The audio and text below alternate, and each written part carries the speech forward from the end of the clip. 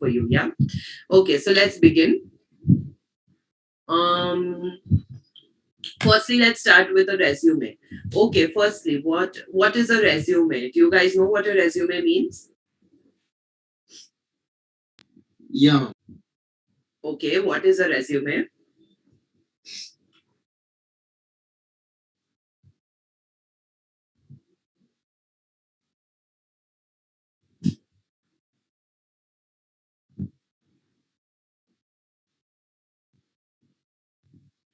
Exactly. So it Yeah. is more, so it is a summary. So if you are someone that's already held a job, right?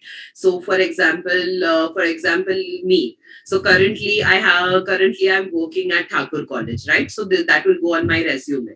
So if tomorrow if I'm applying, let's say elsewhere, for example, that will be on my summary of where I have worked. It's on my work experience, right? That I worked in Thakur College.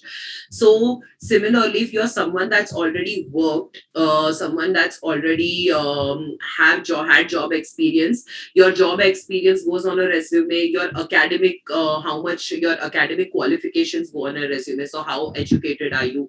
10 standard. So academic qualifications you have in India, of course, we put a lot of emphasis on 10th and 12th standard, right? So you put in your 10th standard, you put in your 12th standard, you put in your, if you have done a bachelor's, you do a bachelor's, if you've done a master's, you do put a master's, if you've done any diploma degrees, so on and so forth, right? So you put in your academic qualifications as well.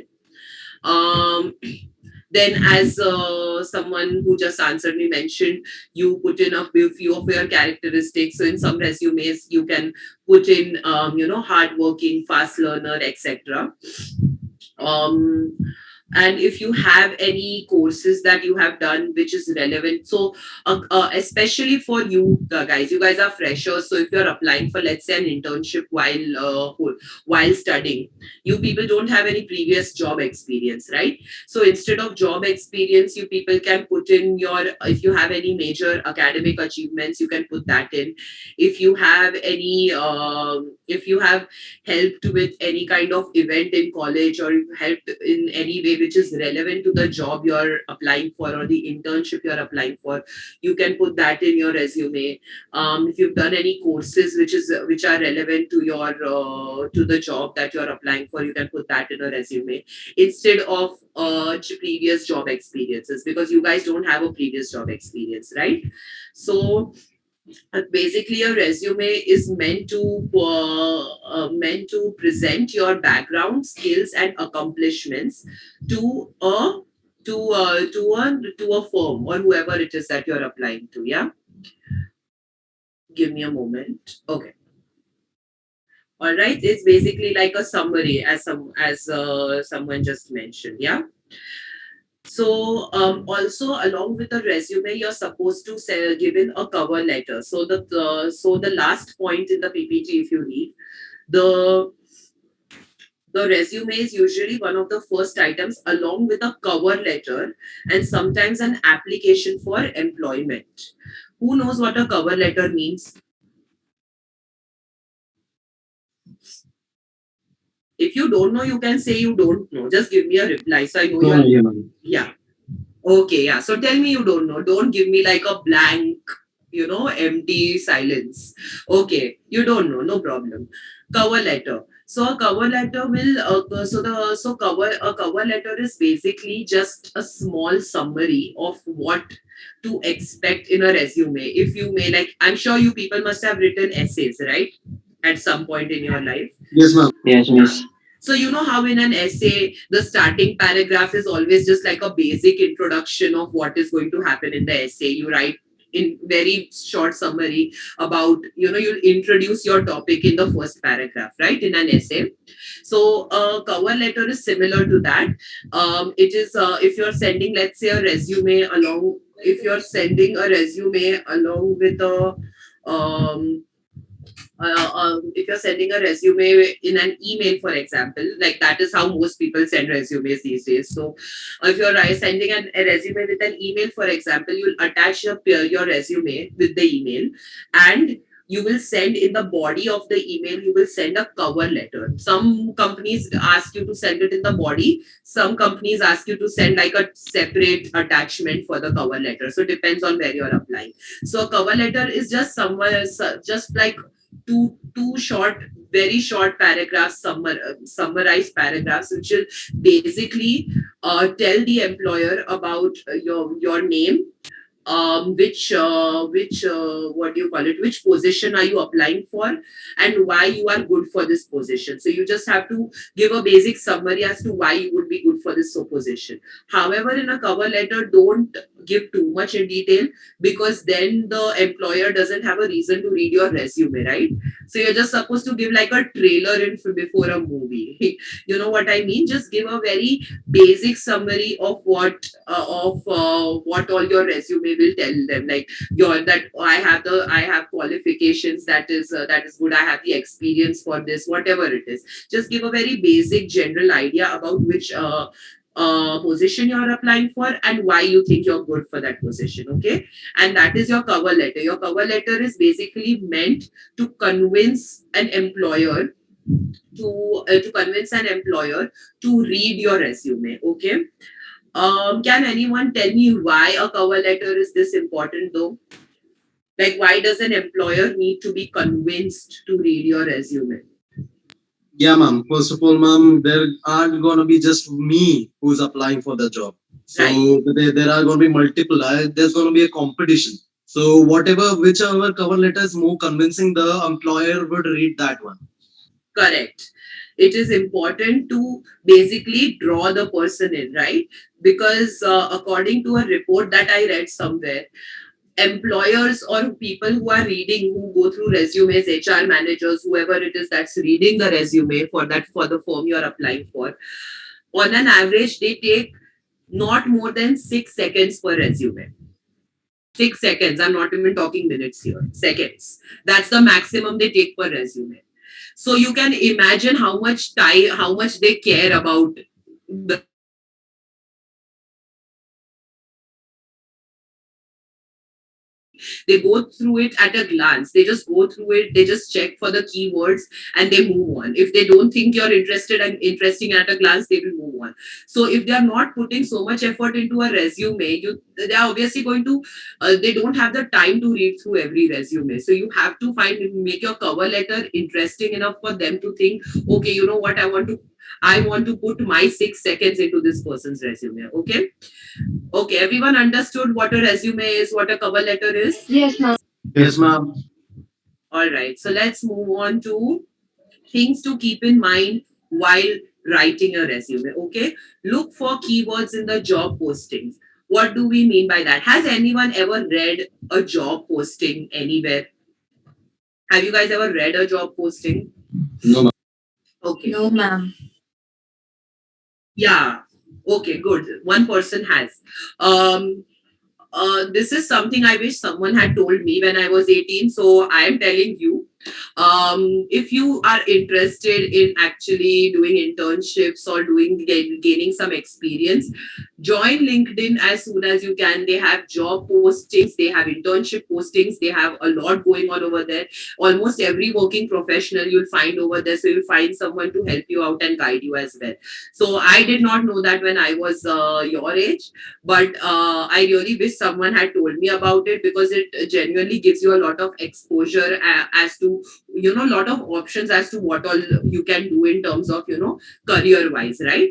So join LinkedIn if you're interested in holding a job or an internship. Okay. Thank Okay. you, ma'am. I'm sorry. All right. I said thank you, ma'am, for Oh, informing us. okay. All right. So, firstly, look for keywords in job posting. So, if you notice, if you ever read a job posting, as someone just said in on LinkedIn, they have in their job postings, they will mention certain keywords. So basically, they will mention certain things that are essential to the position that they are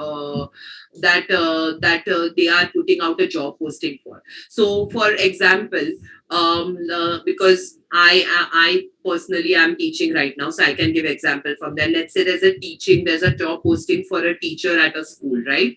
So the kind of keywords or key phrases that they would put out for it is should be good with communication, should know how to handle a class, should have maybe like minimum a master's degree. So these are important requirements for this job. Okay, these are important requirements for this job. And wow, what do we mean by look for keywords in the job postings?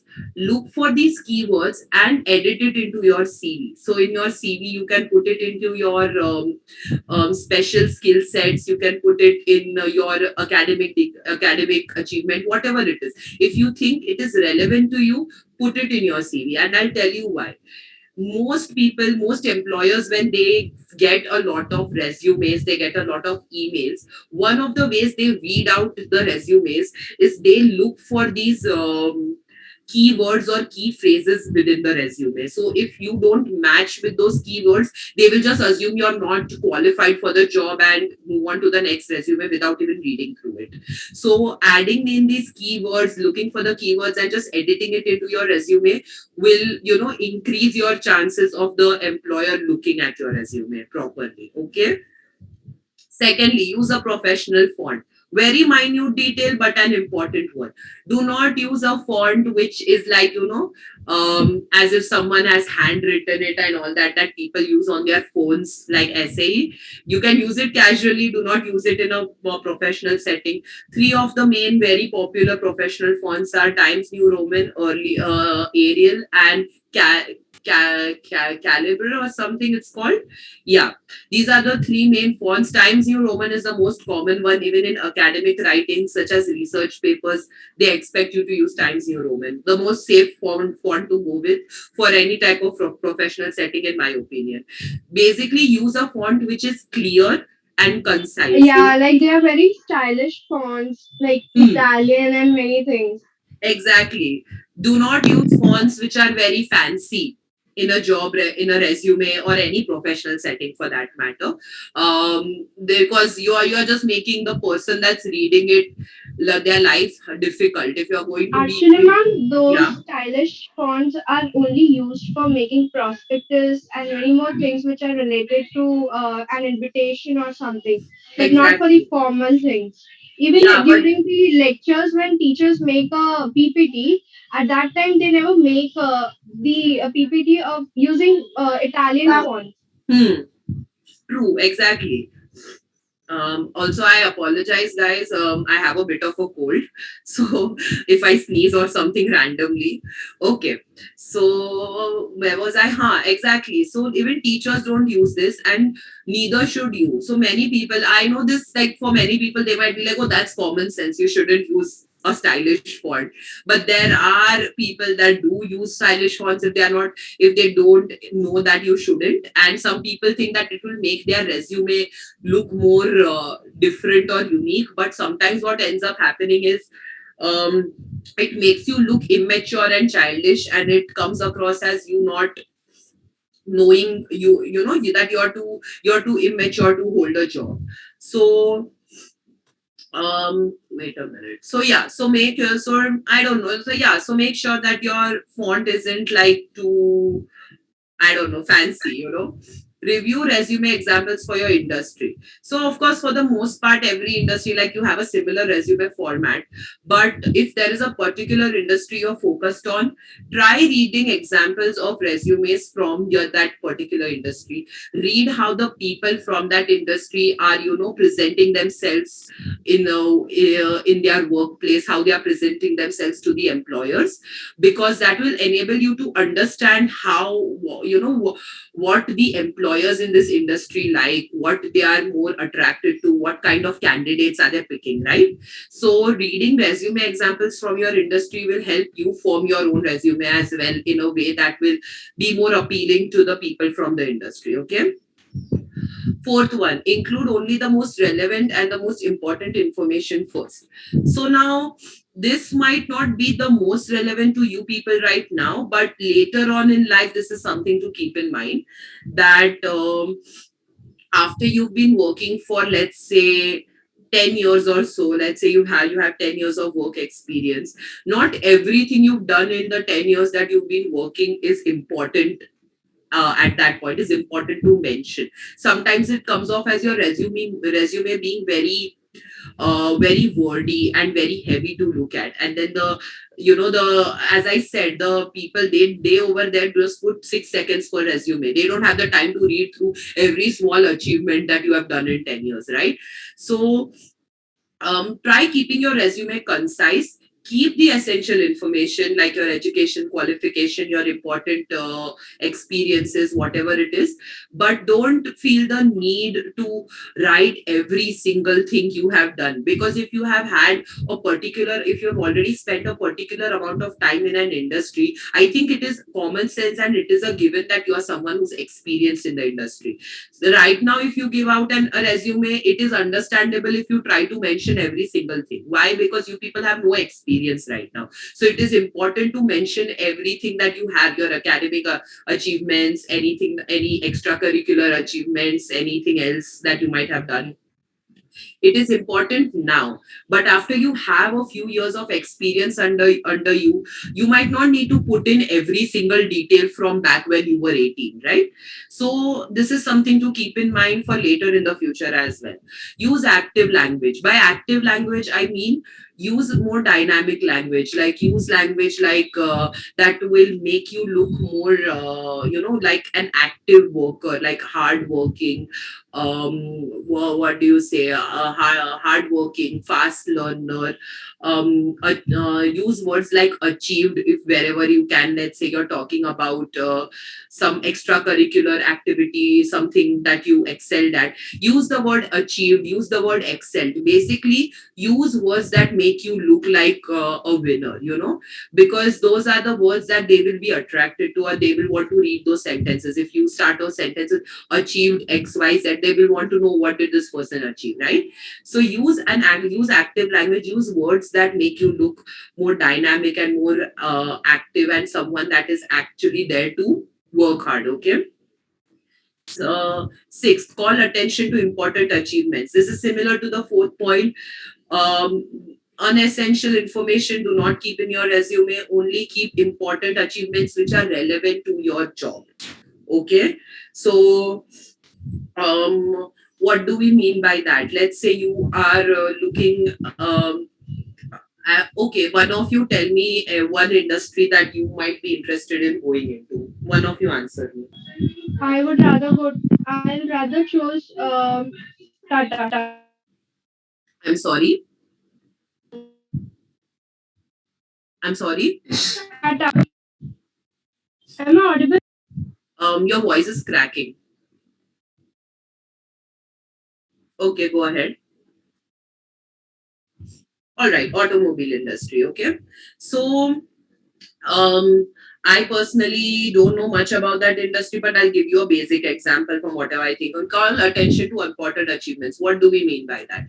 We mean that don't put achievements that have nothing to do with the industry you're going into. Matlab, let's say you did event management somewhere. Okay, that has nothing to do with going into the automobile industry. So rather than adding that into your resume and making your resume look very wordy and unnecessarily crowded, try to make it more concise and make the resume relevant to the employer or the industry that you're trying to get into. This is where reading other people's resume comes in. If you've read it, you will understand what is important and essential information, and you'll be able to edit your resume accordingly.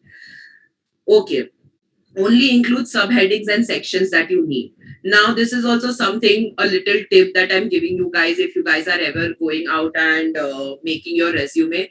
There are resume templates available online. I'm not sure if everybody knows this, but if you don't, I'm letting you know. There are resume templates available online where they will give you an empty template of a resume with the headings and subheadings over there blank, and you just have to fill in your information. Okay, so most of those resume templates are obviously generalized, right? So they try to cater to people that are freshers, and they also try to cater to people that are experienced.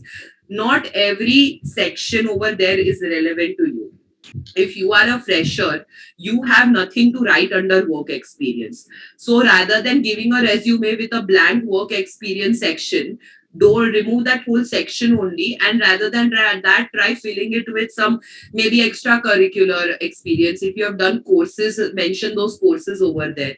So don't add any section which is not relevant to you. Don't give like a blank section in a resume. It doesn't look good. Okay. Eighth point, proofread and edit. That is, I think, pretty, it's common sense that once you formed your resume, put it through, put check the grammar on it, check whether all the information that you've given is essential, is relevant to your field or not. Check whether or not what else? Check whether or not the sentences are properly formed, how you portrayed yourself, etc. So check and proofread and edit your resume once you're done.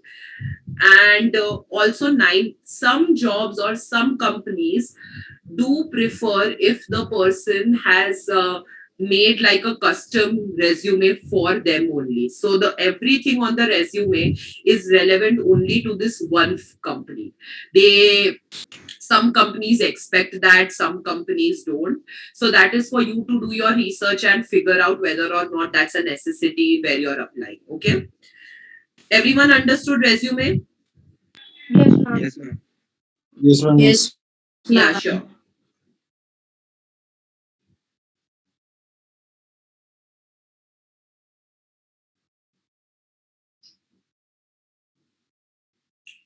Okay.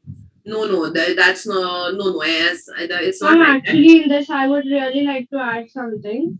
Like my Yeah. sister, she's pursuing for US MS for doing MS. What is she Like pursuing? MS, Masters in Science. Okay, okay, okay. Yeah, from US. So like even she was saying there are few universities over there who need to we need to prepare the resume according to them. Like the language, the whole format, it should be clearly according to their resume only. And if it is not, then they will definitely reject it. Exactly. Okay, yes. That this so this we are talking about an academic resume. That is completely different. But okay, firstly, the first question that was asked, there is nothing like that every field require has its own resume format. Nothing like that. Resume format is the same everywhere. Okay. The only difference is what you write within that format. The content you write has to be relevant to your field, right? Like for example, someone have wanted to go into the automobile industry. You can't give a resume which is relevant to, let's say, a fashion designing firm or a fashion designing industry to an automobile industry, because of course that makes no sense, right? So the format of the resume is same almost everywhere. The only difference is the content you put in it. Okay, that you have to be more mindful about your content, which is why I focused on how to write and edit your content properly for a resume in this PPT. um, Coming to the academic resume thing, yes, when you're applying abroad, especially this is a thing abroad, you're applying, I don't know how the masters thing is because I haven't applied abroad for masters, but I personally want to pursue a PhD abroad, so I have done my research for a PhD abroad. And for PhD also, they expect you to write, send them a resume. Like basically you're supposed to show them that you are capable of doing a PhD in their university and in their country, because a PhD, you guys must at least be basically aware of what a PhD is, right? um Yes, ma'am. Yes, yeah. So yeah, so a PhD no, is a ma'am. very I'm sorry. I don't know. Okay. A PhD is basically a degree. So right now you guys are pursuing bachelor's, right? Philosophy and doctorate. Yeah. You guys are pursuing bachelor's, right? After that comes masters. After that comes PhD. So I am done with my masters. I am currently looking into doing a PhD. Okay, that's a PhD. That's PhD. So where was I? Yeah. So usually you have to prove to them that through your CV and your cover letter and everything that you are capable of doing a PhD with them. Otherwise, they will not select you. So yeah, that is like an academic resume. This is completely from a more professional perspective. Okay. Okay. Now resume is clear to everyone. I can move on. Yes, ma'am. Yes. Yes, ma'am, sure. All right. Let's discuss report writing. Okay. What do we know? What is a report? What is a report? Does anyone know what a report is? Ma'am, a report writing is a detailed information about a particular happening, a particular incident, or a particular event which is taken place when, where, and at what time. And a short summary, I would say, a short explanation about the event, about the things whichever has happened, and like it has been given by the reporter who is writing, and gives all the information in it. Yes, correct. So even the word, so here the word report is being used as a noun. Okay, it's a noun over here. But from a, if you look at it, the meaning of the word report from a verb perspective, basically an action word perspective, even the word report means to basically inform someone of what of a happening. Okay, a report in a professional setting basically is an observation or an analysis of something that has happened within the firm. Okay, so one of the most common examples of a report is giving a finance report or giving a profit report of whatever happened, let's say in the last 6 months, what kind of profit we've made or whatever, or loss ka report or anything. So reports are in general very common, but the most common example I can think of right now is in the finance field. Okay.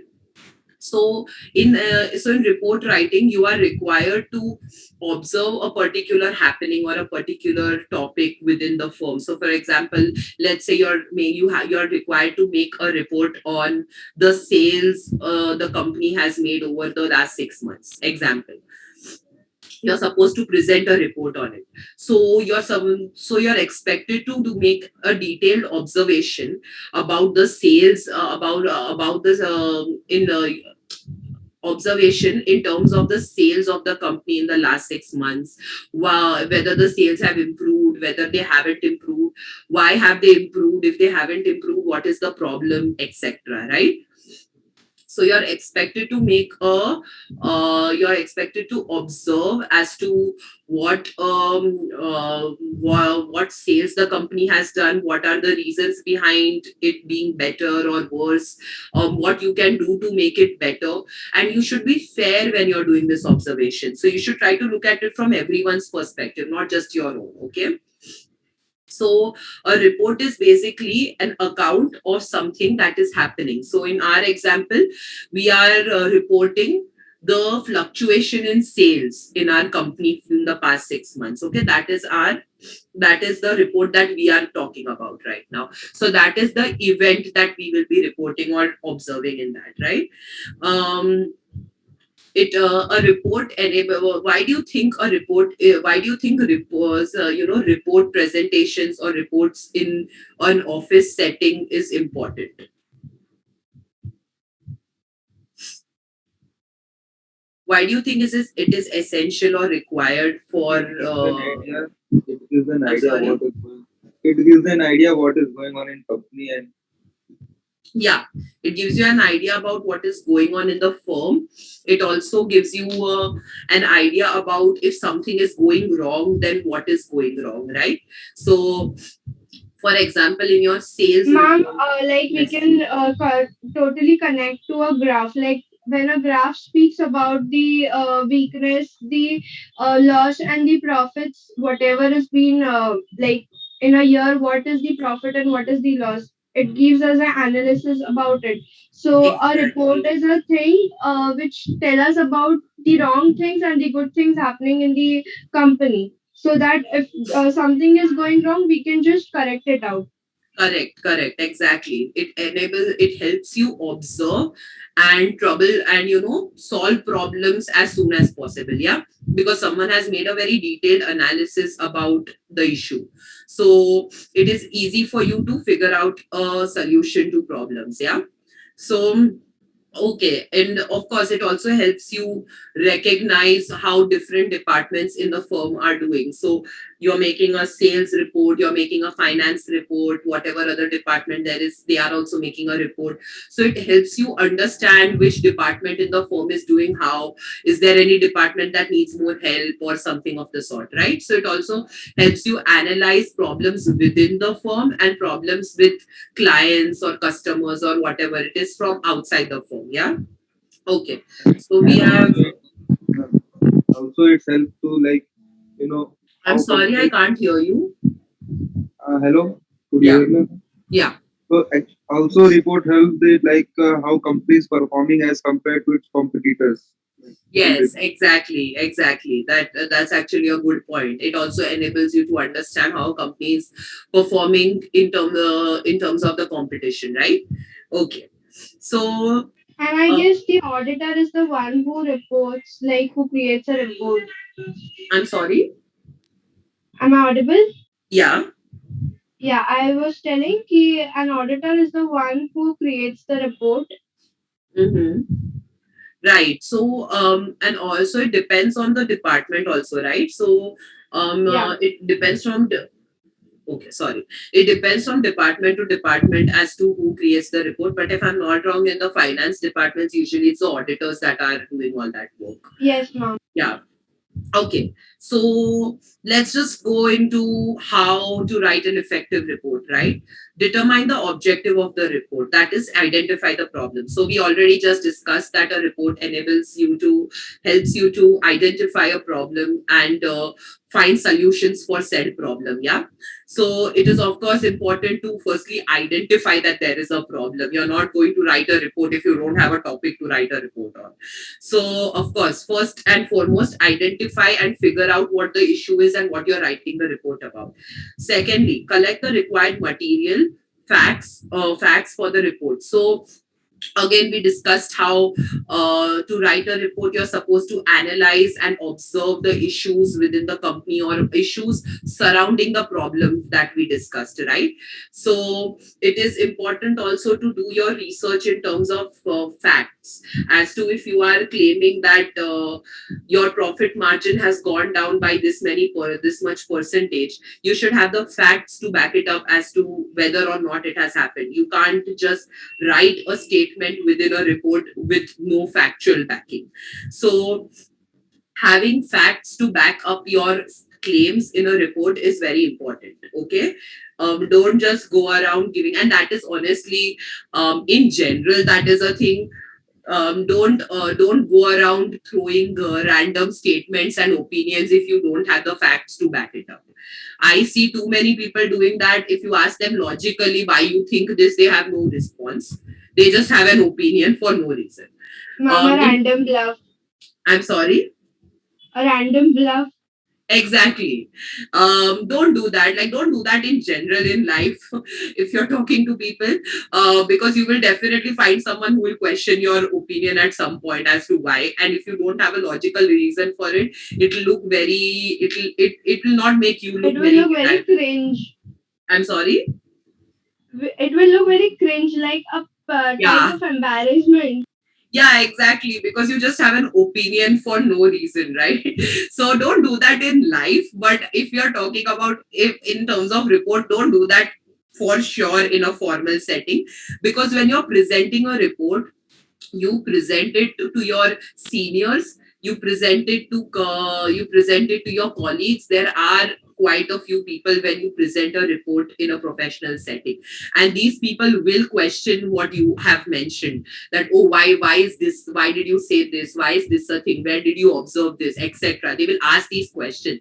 So if you don't have any reason to put something into your report, it will make your entire report look unreliable, because it will come across as you not fact checking before putting in information. Yeah. So fact check your report thoroughly. Thirdly, study and examine the facts gathered. So this also comes under fact checking. When you have your facts and everything that you want to put into your report, make sure, firstly, study and observe it so that you can make the main report, and more importantly, also confirm them so that again, so that you know that your report is reliable. Okay. Fourth point. Uh, Again, this all comes under fact checking, which you already discussed. Plan the facts for the report. Plan what is relevant to your report. Don't like if you are giving a sales report, you don't need to go into, let's say, the advertising ka factual this, unless it is necessary to your report. So, for example, let's say um your company started advertising in a new way or started using a new method of advertisement in the last 6 months, and you have noticed in your sales report, you have noticed that this new form of advertising is not really bringing in any clients. So basically you are putting in more money into the advertising than you are bringing in money, right? The advertisement is not a worthy investment. So in that case, it is essential to put it in the sales report because it is affecting the sales of the company. So in that case, this fact is important. But if this advertising report has nothing to do with your sales, don't put it into the report because it has nothing to do with what you're talking about, and you will just be giving extra information to people that are not interested. Okay. Prepare an outline for the report. Basically, draft the report. So it's important to firstly form a rough draft of your report, type it out. And the sixth point is, as I said, edit the draft. The sixth point is edit the drafted report. So type out your basic outline of your report. Edit it as much as possible, concise it, make sure all your points are fact checked, they are relevant to your perspective, you're making your point clear, etc. Okay. Seven, distribute the draft report to the advisory team and ask for feedback and recommendations. So in most companies you have an advisory team, or in some companies also your seniors are people that are willing to help you, they are more of a mentor figure for you. So in that case you can always show your draft to people that you think will be able to give you good advice. So ask them for feedbacks, ask them for criticism, ask them for recommendations as to what you can be doing better in the report. Yeah. So ask people that are more experienced in the field for suggestions about your report, so that it is more ironclad. Okay. Give me a moment. Okay. We'll finish report writing today. And tomorrow I have one more session with you, right? So we will cover Yes, email. We will cover email and whatever was left of phonetics tomorrow. Okay. So we will have done 3 sessions on these two topics. All right. Okay. So, essentials of good and effective report writing. We discussed know your objective, know your topic, know the problem of the. No, if anyone has any doubts, please ask me. Okay. All right. Shama. Yeah. Know your topic very well. Be sure about the problem that you're going to discuss. Okay. Analyze the niche audience. So, basically, as I said, you will be presenting this report in front of seniors, in front of critics, in front of colleagues, etc. So make sure your report is written in a way which is relevant and interesting to this audience. Don't write it in a way that caters to a different type of audience. For example, don't present, let's say, a finance or an advertisement related report or something like that to an audience which is more knowledgeable in sales. Okay. Because of course they work in the same field, so they might have a basic idea, but then presenting an entire report to them is not going to make it interesting, and more importantly it won't even give you the required feedback that you need, right? So present your report to the relevant audience. Thirdly, disclose correct and true information in a report. We discussed fact checking previously. Similar, this is the same point. Don't just make a go around making empty claims. Make sure you know what you're talking about in a report. So disclose correct and true and factual information. discuss all sides of the problems reasonably. So, as I mentioned, if there is a problem in sales due to something happening in advertising, you should talk about that problem. Don't, leave it out because it is advertising. Basically, discuss every side of the problem and be fair about it. Don't be biased and try to push the blame that this problem exists because of this person or this department or whatever it is. Try to be fair when you write a report, that this is a problem, and try to look at it objectively as to every reason that could be causing it. Don't be biased about it. Okay. um of course, the be neat about it. Don't make your report too crowded or too like everything together. Format it in a way which is separate and clear, and the font should be clear, as we have discussed.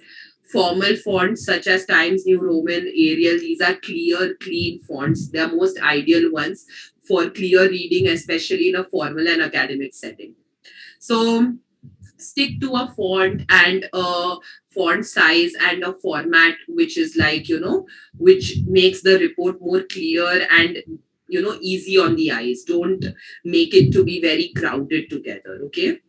um Highlight and recap the main message in a report. So what do we mean by that? At the end of the report, when you're concluding your report, highlight the main message, as in whatever your main points in the report were. So you discussed your main points and you elaborated on it when you were presenting the report. That, oh, this is problem number one, this is the issue with the problem, this is the solution of the problem, whatever it is. So, wait a minute.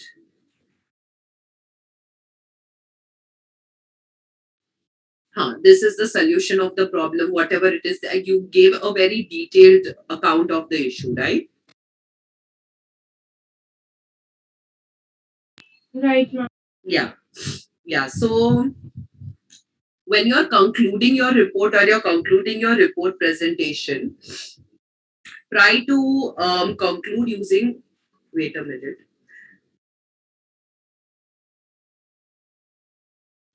Sorry, guys, I have a cold, so I keep sneezing every few seconds. Okay. No Um, problem, ma'am. yeah. Where was सच्ची ना मैं सोच रही हूँ मैंने भाई मिला तो मिला वरना मैं घर पे बैठ के अटेंड करने वाली Taranga Okay. So sorry about that. Yeah. So at the end of your the end of your report, just try to conclude using all the points together. Basically, just highlight on the points that are important about the problem and the solutions. Okay.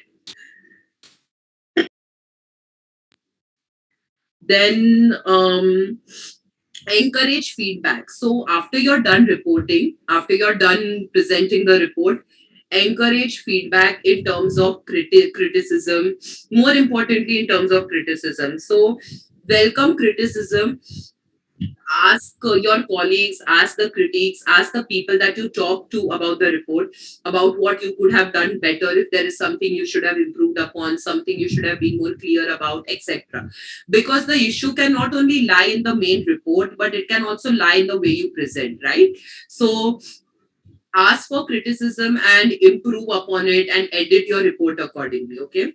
8. Use graphs, pie charts, etc. for numerical data to record over the months or years. So, why is it? Why do you think it is being mentioned? Why do you think that they have mentioned specifically to use graphs and pie charts and all these visual ways of representing numerical reports? According to you, why do you think they have done that?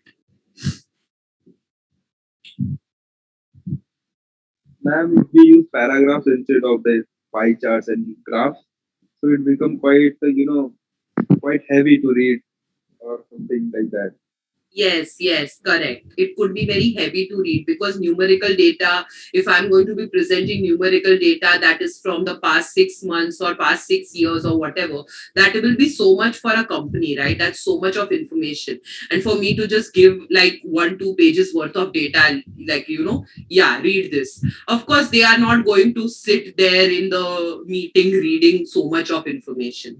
So, Graphs and pie charts firstly represent numerical data in a very straightforward and a very easy way, and of course visually it's more appealing also, right? It will draw the attention of your audience to look at your or look at a pie chart or look at a graph. More importantly, if you're showing, let's say, you're showing improvement in, like, our we are going with the whole sales report example. So if you are going showing improvement in sales, or you're showing how sales have reduced, whatever it is, showing a graph about it will be more clear, right? That, oh, the sales have improved this much or the sales have reduced this much, because it will show it going upwards or downwards. So even visually it is more, a graph or any kind of chart is more impactful rather than just words. The words are heavier and they don't have as much impact. This makes all the information more concise, it's more interesting to look at, and the information is more hard hitting. It has more of an impact that, oh, we have improved this much. It's clear because there is like an arrow going upwards, right? So yeah, so that's why they are recommending that you use graphs and pie charts to show numerical data. And yeah, and when you're giving the main written report or your main analysis, divide your report properly into paragraphs, give proper bold headings, use bulletin points wherever necessary. This will firstly enable your reader to read more easily. If you have paragraphed your point rather than giving one solid block of words, use proper paragraphs, use proper spacing, use bulletin points. If it is not necessary, if, let's say, something can be said in four bulletin points, in like form of bulletin points rather than one big paragraph, use bulletin points. Concise your information for in a way that is more convenient for your readers to understand and read. It shouldn't become redundant and heavy on the eyes, that your report is going on, and it's getting boring for the report, for the reader to read. So the way you format and edit your report visually also has a lot of impact on the reader, because they are more likely to take your report seriously, because you have concised everything and edited everything perfectly. Okay, everyone understood resume and report writing? Yes, ma'am. Okay, so we'll stop here for today. Tomorrow